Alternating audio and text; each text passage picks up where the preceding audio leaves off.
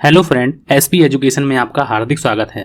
आज की क्लास में हम लोग बात करने वाले हैं बीकॉम सेमेस्टर फर्स्ट की बात करने वाले हैं। और जो टॉपिक चल रहा है उसमें अगर हम लोग बात करते हैं तो व्यावसायिक संप्रेषण का हम लोगों का ये टॉपिक जो है इसका नाम है व्यावसायिक संप्रेषण, जिसे इंग्लिश में अगर हम लोग बात करते हैं तो बिजनेस कम्युनिकेशन कह सकते हैं। अगर हम लोग बात करते हैं ये हम लोगों की कौन सी क्लास है, तो ये हम लोगों की तीसरी नंबर की क्लास रहने वाली है। और जैसा कि मैंने आप लोगों को पहले ही इन्फॉर्म किया था कि मैं बीकॉम की ऑल सेमेस्टर की क्लासें टीजीटी पीजीटी की बात करें, देखो बीकॉम ऑल सेमेस्टर, ठीक है, बीकॉम ऑल सेमेस्टर की क्लासें मैं यहाँ पर आप लोगों को प्रोवाइड करने की पूरी कोशिश कर रहा हूँ। प्लस आप लोगों को टीजीटी और पीजीटी की तैयारी भी आप लोगों की साथ ही साथ कराता हूँ। और प्लस आप लोगों की झारखंड की बात करते हैं हम लोग, चाहे बिहार की बात करते हैं हम लोग, चाहे यूपी की बात करते हैं, चाहे हम लोग स्टेट की बात करते हैं, तो हम लोग सभी का जो कॉमर्स की बात आती है तो हम लोग वहाँ पर होते हैं। तो हम लोग आज की बात करने वाले हैं व्यावसायिक संप्रेषण में। तो अभी तक हम लोगों ने इस क्लास में थोड़ा सा गैप हो गया था। तो अगर हम लोग बात करते हैं तो इस क्लासों में मैंने अभी तक आप लोगों को 2 क्लासें कराई हुई हैं। अगर हम लोग दोनों क्लासों का रिव्यू लेना चाहते हैं तो हम लोगों ने अभी तक उन 2 क्लासों में मैंने आप लोगों को क्या क्या बातें बताई हुई हैं उनको थोड़ा सा मैं आप लोगों को दिखा देता हूँ कि मैंने आप लोगों को क्या क्या बातें क्लासें में बताई हुई हैं, ठीक है। तो जैसा कि मैंने आप लोगों को स्क्रीन पर दिख रहा होगा कि मैंने आप लोगों को व्यावसायिक संप्रेषण के व्यावसायिक संचार का परिचय सबसे पहले मैंने आप लोगों को कराया था। और आप लोग अगर मेरे चैनल पर नए हैं तो आप लोग सब्सक्राइब कर सकते हैं एसपी एजुकेशन को, ठीक है। व्यवसाय क्या होता है, फिर उसके बाद मैंने आप लोगों को संप्रेषण के आशय के बारे में बताया था कि व्यावसायिक संप्रेषण का आशय क्या होता है, इसके बारे में मैंने आप लोगों को अच्छी तरीके से बताया हुआ था।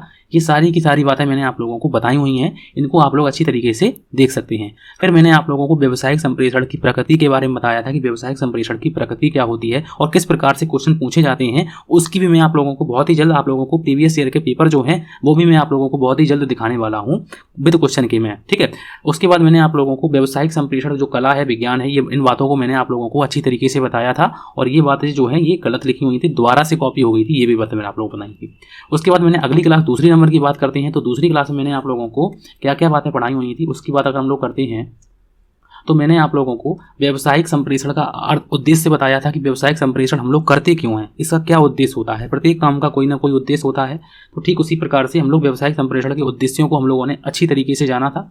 फिर उसके बाद संप्रेषण प्रक्रिया किस प्रकार से हम लोग अगर हम लोग संप्रेषण की बात करते हैं तो एक तरीके से बातचीत करना और अपनी बात किसी दूसरे को बताना, यही संप्रेषण होता है, यही कम्युनिकेशन होता है। उसके बाद मैंने आप लोगों को संप्रेषण प्रक्रिया में जो तत्व होते हैं उनकी बात की हुई थी कि संप्रेषण प्रक्रिया के तत्व कौन कौन से होते हैं। तो मैंने आप लोगों को बताया था कि संप्रेषण प्रक्रिया में संदेश होना चाहिए, प्रेषक होना चाहिए जिसे सेंडर कहते हैं, संकेत भाव होना चाहिए, माध्यम होना चाहिए। फिर उसके बाद मैंने आप लोगों को प्राप्तकर्ता बताया था, निहितार्थ भाव होना चाहिए और क्रियान्वयन बताया था। ये सारे के सारे तत्व आप लोगों के होने चाहिए। और अब हम लोग अगली क्लास में अगर हम लोग आज की क्लास की बात करते हैं तो ये आप लोगों की क्लास नंबर 3 रहने वाली है। और तीसरी क्लास में हम लोग पढ़ने वाले हैं, तो हम लोग बिना समय गंवाए स्टार्ट करते हैं अपनी क्लास को। और अच्छी तरीके से मैं आप लोगों को पूरी, ऐसा नहीं है कि बिल्कुल थोड़े थोड़े से पढ़ा दिया और हो गया, ऐसे पढ़ेंगे जैसे पेड कोर्सों में मैंने आप लोग पेड कोर्सों में पढ़ाते हैं, ठीक है।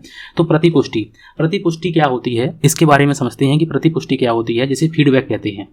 अब जैसे मान लो कि मैंने आप लोगों को कोई बात बताई, ठीक है, अब मैंने आप लोगों को कोई बात बताई और अगर आप लोगों को समझ में आई होगी तभी आप बदले में उधर से कोई रिस्पांस करेंगे। रिस्पांस का मतलब आप कमेंट करेंगे कोई अपनी तरीके से, ठीक है। हो सकता है आप लिखित रूप से दें, अपनी प्रतिपुष्टि किसी भी प्रकार से दे सकते हैं, मौखिक रूप से दे सकते हैं, सांकेतिक रूप से दे सकते हैं और लिखित रूप से दे सकते हैं। अब प्रतिपुष्टि मैंने आपको कोई बात बताई और आपने उसको समझ में आई होगी आप लोगों को, तो आप भी उधर से कोई ना कोई बात कहेंगे। अब जो आपने उधर से जो बात कही है उसी को कहते हैं फीडबैक। अब फीडबैक को मैंने आप लोगों को अपनी भाषा में बताया।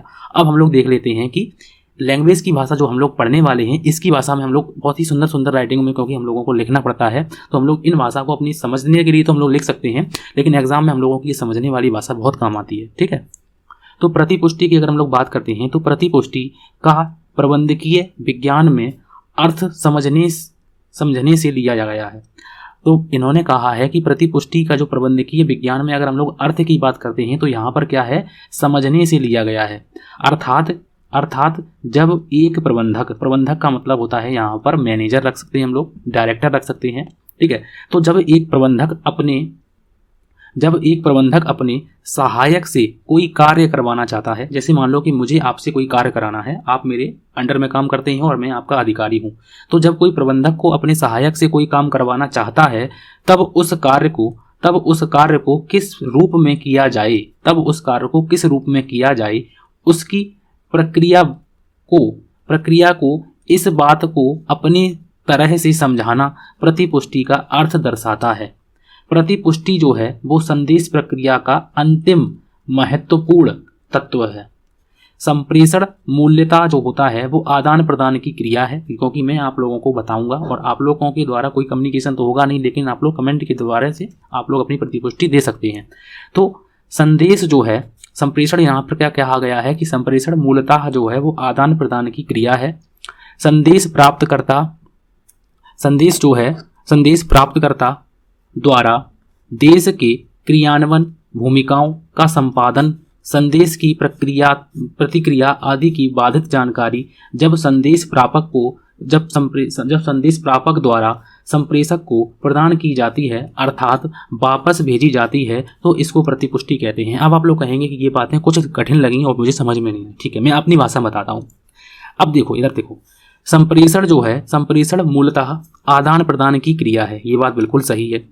संदेश जो है वो संदेश जो प्राप्त करता है, जो प्राप्त करेगा, आप जैसे मान लो मैं आप लोगों को कोई संदेश देना चाहता हूं तो आप प्राप्त करता है, तो संदेश प्राप्तकर्ता द्वारा आपके द्वारा देश के क्रियान्वयन, भूमिकाओं का संपादन, संदेश की प्रतिक्रिया आदि को बाधित जानकारी जब संदेश प्रापक को द्वारा संदेश को आदान प्रदान की जाती है अथवा वापस भेजी जाती है, तो इसको प्रतिपुष्टि कहते हैं।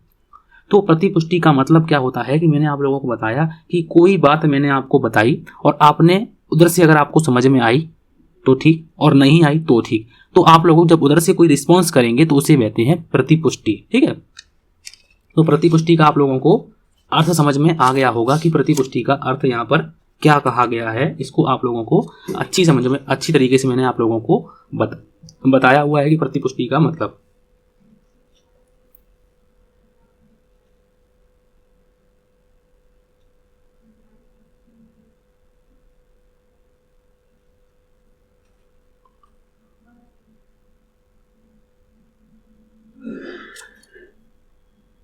अब देखो, जैसे यहाँ पर कोई ऐसे मान लो, मैं आप लोगों को कुछ डायग्राम से बताता हूँ। जैसे मान लो एक प्रेषक है। अब प्रेषक को मैंने आप लोगों को पहले ही बता दिया है कि जो संदेश भेजता है उसे प्रेषक कहते हैं, सेंडर कहते हैं। अब प्रेषक के द्वारा कोई संदेश भेजा गया, हो सकता है वो संदेश किस प्रकार से हो सकता है वो मौखिक रूप से हो सकता है वो मौखिक रूप से मौखिक हो सकता है लिखित हो सकता है सांकेतिक हो। ठीक है, तो अब मैंने आप लोगों को प्रेषक जो है, मैंने आपको मतलब कोई ना कोई संदेश दिया है, किस प्रकार से दिया है, मौखिक दिया है, लिखित दिया है, तो इसमें माध्यम होगा, कोई ना कोई पक्का माध्यम होगा। अब माध्यम के बाद किसके पास पहुंचेगा, तो ये पहुंचेगा प्राप्तकर्ता के पास, और प्राप्तकर्ता जो अपनी कमेंट करेगा उसी को कहते हैं प्रतिपुष्टि, फीडबैक। इसे क्या कहते हैं, तो इसी को हम लोग क्या कहते हैं, प्रतिपुष्टि। अब प्रतिपुष्टि कैसी हो सकती है, लिखित में हो सकती है, मौखिक में हो सकती है, किसी भी प्रकार से हो सकती है। ठीक है, तो मैंने आप लोगों को प्रतिपुष्टि बताई, अच्छी तरीके से आप लोगों को प्रतिपुष्टि के बारे में समझ में आ गया होगा। हो सकता है एग्जाम में प्रतिपुष्टि से एक क्वेश्चन बन जाए। अब बात आती है नेक्स्ट, और अब हम लोगों ने हेडिंग डाल के लिखी हुई है कि प्रतिपुष्टि की विधियाँ, प्रतिपुष्टि की कितनी विधियाँ होती हैं उनको हम लोग देखने वाले हैं। मेथड्स ऑफ फीडबैक, प्रतिपुष्टि की जो विधियाँ हैं को निम्नलिखित रूप स्पष्ट किया जा सकता है। प्रतिपुष्टि की विधियों को निम्नलिखित रूप से स्पष्ट किया जा सकता है। अब वो कौन कौन से रूप हैं उनको देखते हैं। सबसे पहले हम लोग प्रतिपुष्टि की बात अगर करते हैं तो आमने सामने संप्रेषण की बात करते हैं तो face to face communication, face to face बातचीत करना, इसे आमने सामने कहते हैं। इसमें जो है, इसमें प्रतिपुष्टि तत्कालिक एवं लगातार मिलती रहती है। जैसे मान लो मुझे आपसे कोई बात है, ठीक है, मुझे आपसे कोई बात करनी है और आप आमने सामने हैं, ठीक है, हम लोग आमने सामने हैं और मैंने आपसे कुछ कहा और आपको अगर समझ में आया तो आप लोग तुरंत कहेंगे, ठीक है, और उसके बाद मैंने आपसे फिर कहा, फिर आपको कहेंगे। तो इस प्रकार से जो प्रतिपुष्टि है ना, तो वो तत्काल रूप से हम लोगों को बार बार समय मतलब तुरंत की तुरंत मिलती रहती है। ठीक है, तो इसमें जो प्रतिपुष्टि है आमने सामने वाली विधि में, इसमें प्रतिपुष्टि तत्काल एवं लगातार मिलती रहती है, लगातार। ठीक है, इसमें जो प्रेषक है मतलब जो संदेश भेजता है, प्रेषक जो है वो सुनने वाले के चेहरे की अभिव्यक्ति से संदेश से संबंधित प्रतिपुष्टि प्राप्त करता रहता है।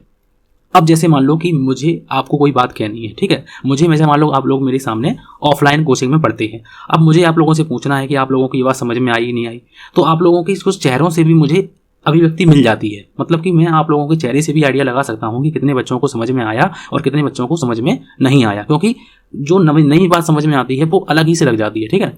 तो इसमें लिखा हुआ है कि इसमें जो प्रेषक होता है, जो मैसेज को भेजता है, सुनने वाले के चेहरे की अभिव्यक्ति से संदेश से संबंधित प्रतिपुष्टि प्राप्त करता है। कभी कभी हो सकता है वो बोल के ना बताए, लेकिन उसके चेहरे की बात से हम लोग पहचान लेते हैं कि उसकी जो है फीडबैक क्या है, प्रतिपुष्टि क्या है, ठीक है। आप लोग समझ गए होंगे, आमने सामने संप्रेषण की एक विधि है। उसके बाद प्रतिपुष्टि की दूसरी विधि जो है वो है मौखिक संप्रेषण। मौखिक संप्रेषण जिसे ओरल कम्युनिकेशन कहते हैं। तो इसमें जो है अगर हम लोग बात करते हैं कि इसमें जो प्रतिपुष्टि है वो प्रेषक जो संदेश भेजता है उसे प्रेषक कहते हैं। प्रेषक को लगातार प्रभावित करती रहती है।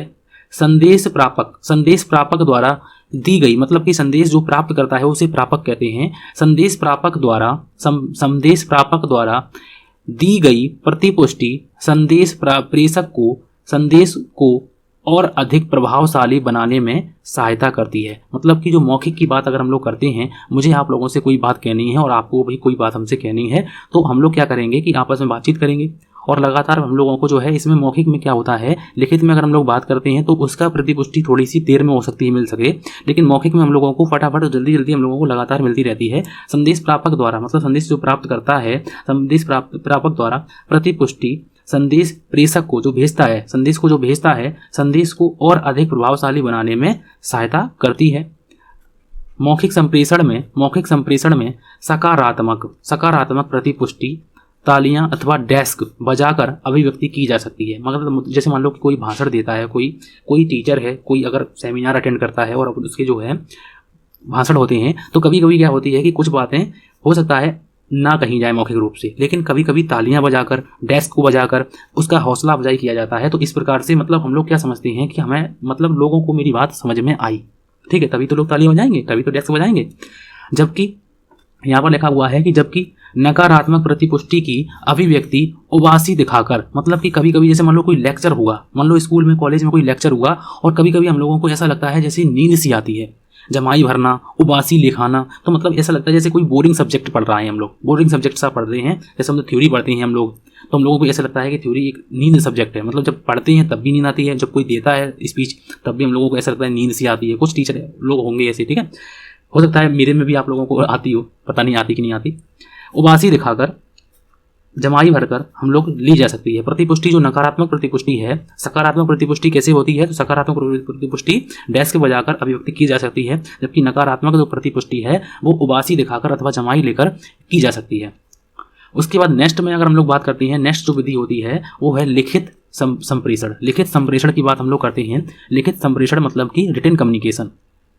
इसमें जो पाठक है, मतलब पाठक मतलब जो पढ़ने, इसमें पाठकों के चेहरे के भावों को पढ़ना या समझना संभव नहीं होता है। लिखित में अगर हम लोग बात करते हैं, लिखित में जैसे मान लो कि मैंने आप लोगों को कोई बात बताई, ठीक है, और आप लोगों ने कमेंट करके मतलब लिख के आप लोगों को मुझे बता दिया। इसमें को है कि आपके जो भाव हैं वो मुझ तक नहीं पहुंच पाएंगे, ठीक है, मतलब आप कौन से भाव से हमसे कहना चाहते हैं वो भाव नहीं पहुंचेंगे।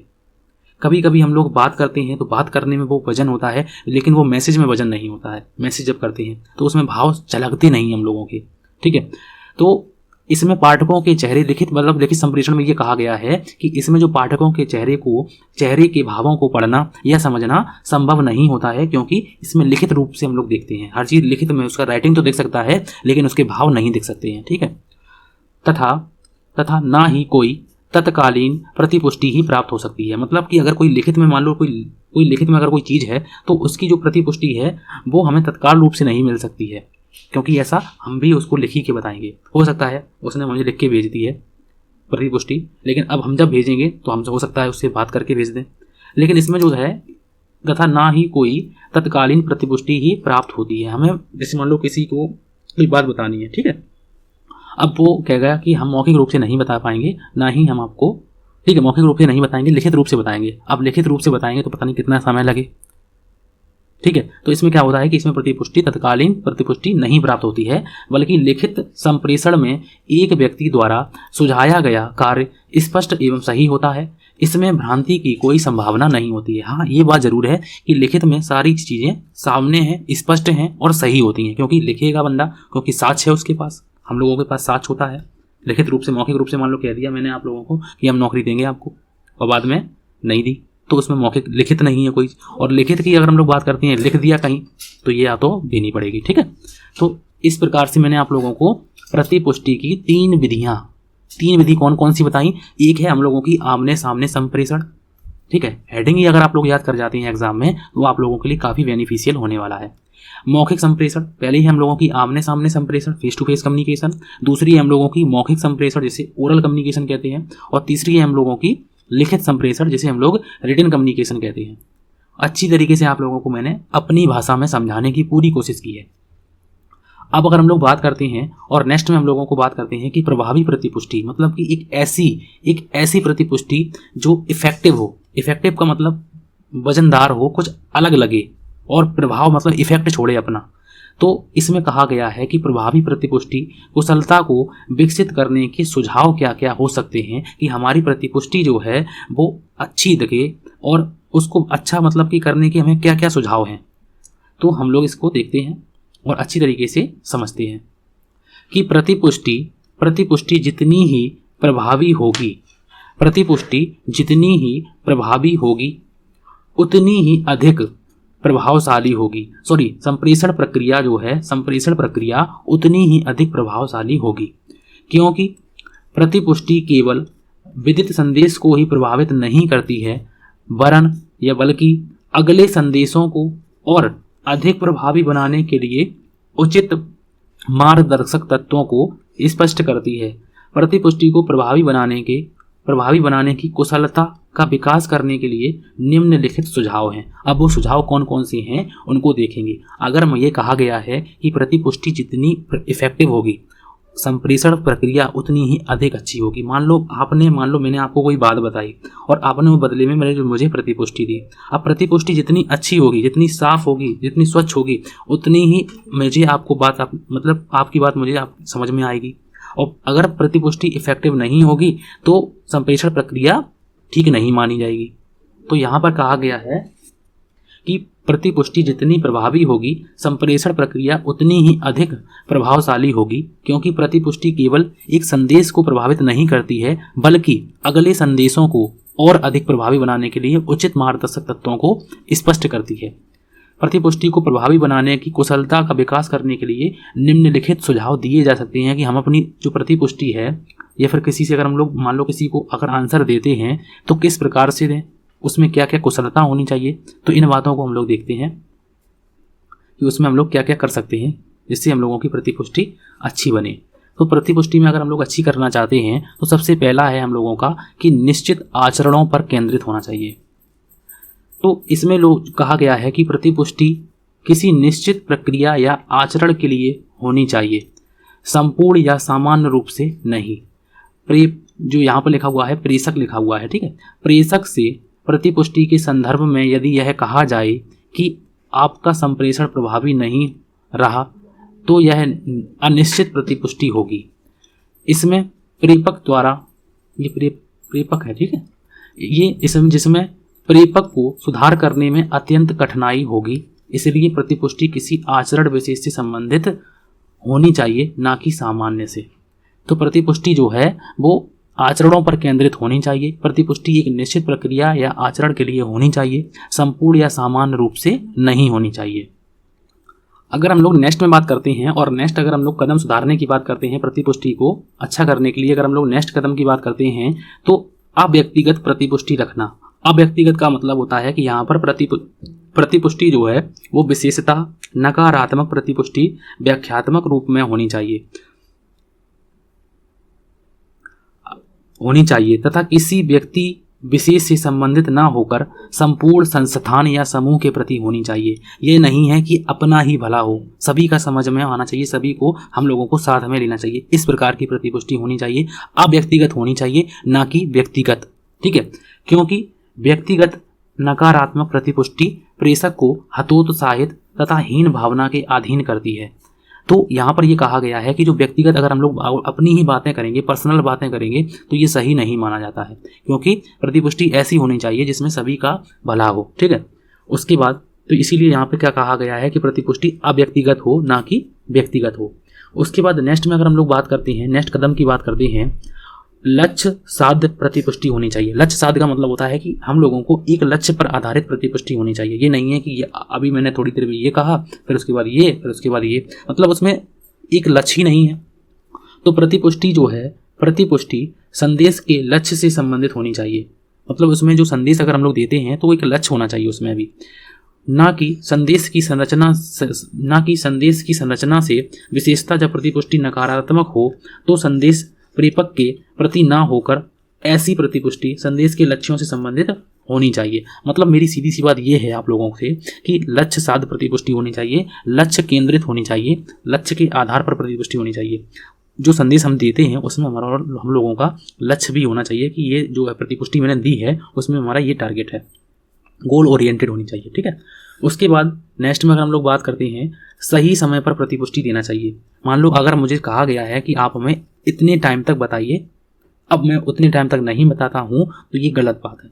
तो सही समय पर प्रतिपुष्टि देनी चाहिए। प्रतिपुष्टि तथा संदेश संप्रेषण के मध्य जितना कम समय होगा, मतलब जैसे मान लो मुझे आप लोगों की कोई बात कही, ठीक है, अब आपको भी अपनी प्रतिपुष्टि हमें देनी थी, अब उसके लिए हम वेट करते हैं, इंतजार करते हैं। अब जितना इसमें अंतर होगा उतनी गलत होगी। प्रतिपुष्टि जितनी जल्दी आए उतना ही बेटर होता है। प्रतिपुष्टि तथा संदेश संप्रेषण के मध्य जितना कम समय होगा, प्रतिपुष्टि उतनी ही प्रभावशाली और लाभदायक होगी। इसलिए यह आवश्यक है कि प्रतिपुष्टि सही समय पर की जाए, सही समय पर की जाए, जिससे संदेश प्रेषक को प्रतिपुष्टि का लाभ ले सके।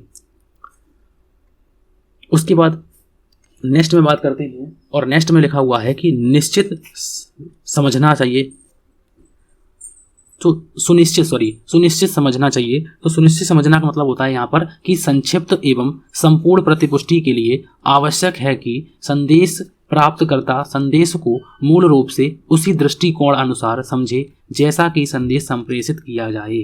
ठीक है, तो यहाँ पर सुनिश्चित होनी चाहिए। ठीक है, उसके बाद नेक्स्ट में अगर हम लोग बात करते हैं, और नेक्स्ट में लिखा हुआ है कि प्राप्तकर्ता द्वारा प्रत्यक्ष नकारात्मक प्रतिपुष्टि पर नियंत्रण करना चाहिए।